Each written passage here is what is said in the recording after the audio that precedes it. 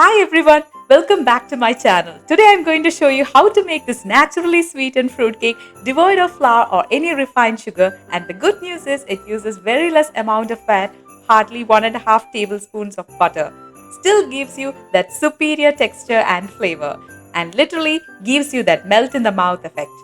The sweetener used here is none other than good old dates.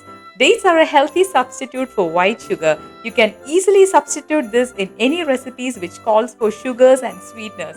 So without much delay, let's start making this healthy version of a traditional fruitcake. The ingredients you will need for this tasty and easy Christmas fruitcake are: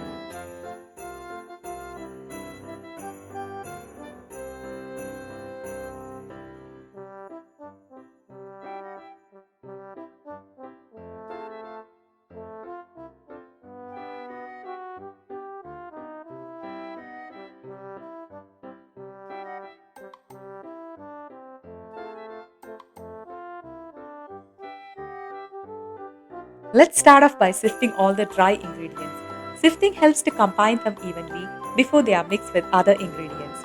In a large mixing bowl, place a sieve and add 2 cups of whole wheat flour. As you can see that this wheat flour is really compact and it has got a lots of clumps in it. So sifting will help to break up all these clumps and incorporate air into the flour, which will help to bake a lighter cake. I'm also adding in 1.5 teaspoons of baking powder, half teaspoon of baking soda, 1 teaspoon each of cinnamon powder and ginger powder. If you have time, I would suggest to sift at least 3 times before combining with the wet ingredients.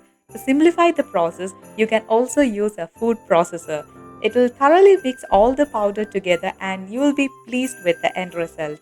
Now that I have sifted the flour, I am going to mix it with a spatula in the end just to ensure that all the ingredients are evenly combined. This cake is meant to be a bit dense, so you can easily use a whole wheat flour.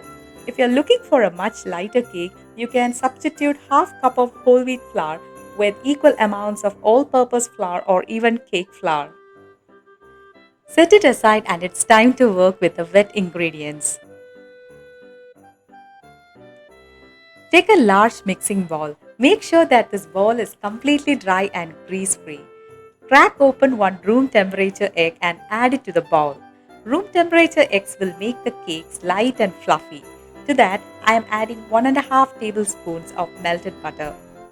You can also substitute butter with any flavorless oil like vegetable oil or light olive oil. Even if you are adding very less amount of fat to this cake is going to be very moist because we are replacing a part of this fat with regular low-fat yogurt. The substitution works well in cakes as it creates a velvety texture.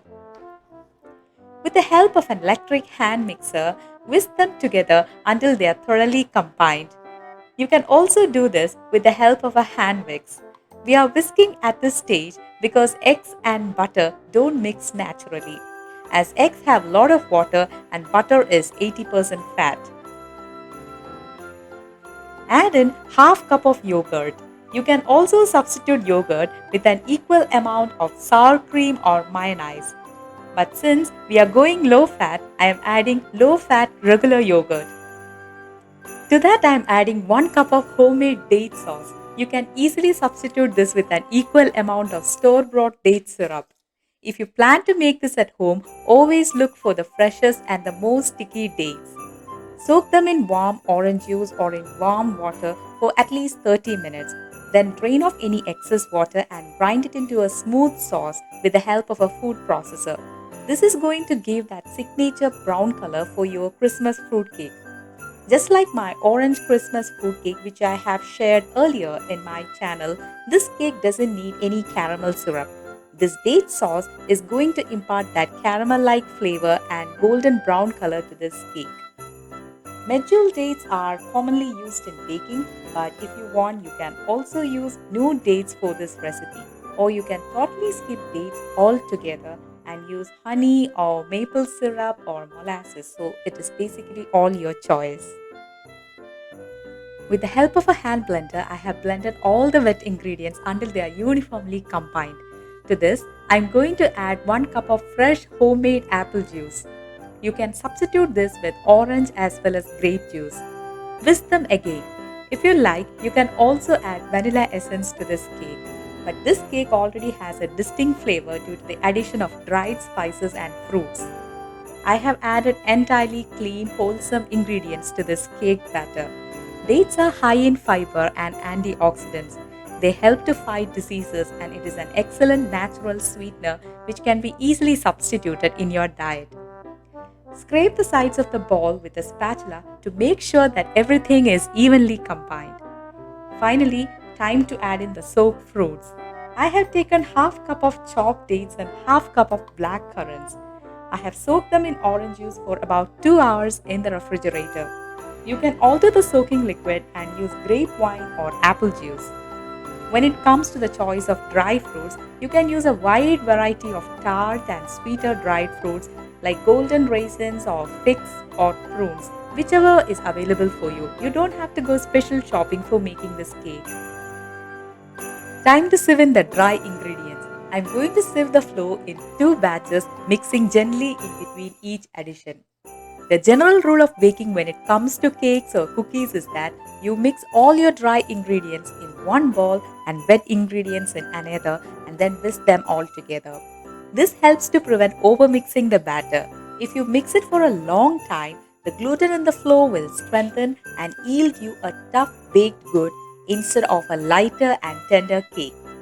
In my experience, I always find that the impact of overmixing is significant and quick while baking eggless and vegan goods. When you purchase wheat flour for your baking needs, ensure that it is soft wheat flour.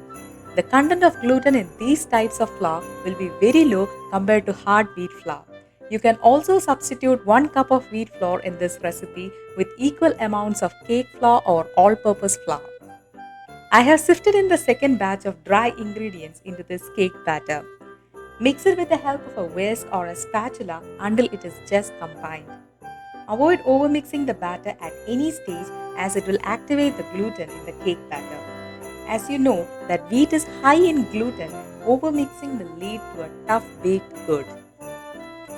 The texture of this cake batter is fluffy and thick. At this stage, I am going to preheat my oven to 300 degrees Fahrenheit or 180 degrees Celsius.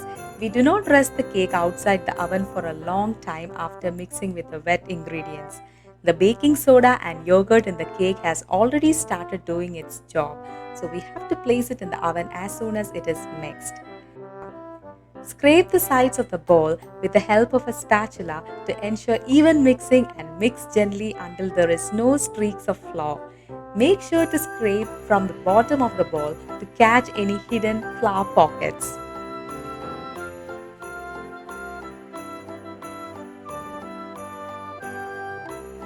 I'm transferring the cake batter into an 8-inch prepared square pan which has been greased with some melted butter and lined with a piece of parchment paper at the bottom. The cake batter is on the slightly thicker side. With the help of a spatula, gently spread the cake batter uniformly on the cake tin and level the top a bit. Also, spread them to the 4 corners of the cake tin to ensure that the top of the cake is of even height once it is baked. To settle the batter into the tin and to release any air pockets, tap the tin a couple of times. I'm going to decorate the top of this cake with some fresh pistachios and almonds and also with some toasted pecans. You can use tutti frutti or candied cherries, whichever is available on hand. You can skip this part and enjoy the cake as is.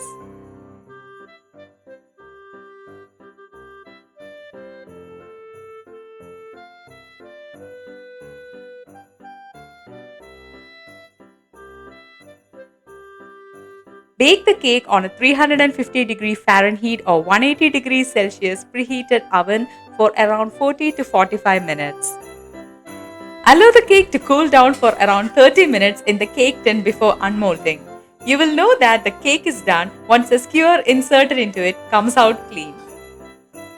After 30 minutes, unmold the cake from the cake pan and rest it on a cooling rack for another 1 hour. This cake has completely cooled down and I'm going to slice into it.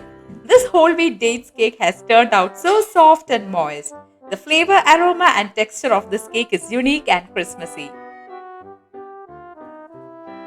This cake gives you the same indulgent sugary sweet experience you get from a traditional fruit cake, but without all the refined sugar and the flour which goes along with it.